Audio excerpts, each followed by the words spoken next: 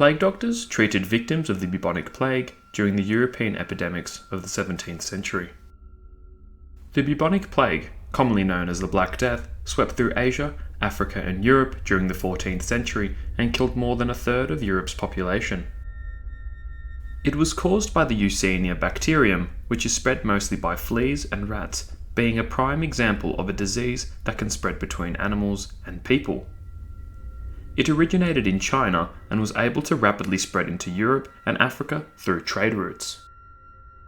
Cities and town administrators hired plague doctors to treat patients that could not afford to pay for medical care.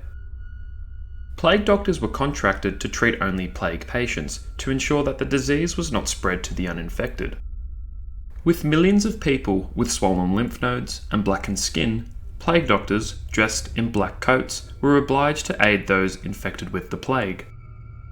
Their beaks were stuffed with fragrant herbs or perfume to combat the miasma that was thought to be the cause of the plague. Before the modern understandings of germs and bacteria, plague doctors wore these masks, believing that it would protect themselves from poisoned air that would infect them with the disease.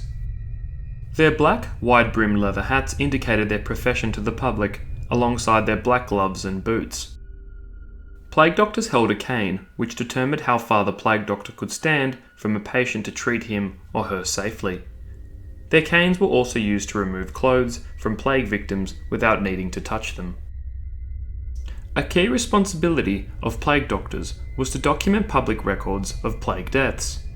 They would conduct autopsies to help determine the cause of death and how the plague contributed to it. The treatments of bloodletting and using leeches on infected areas were very ineffective.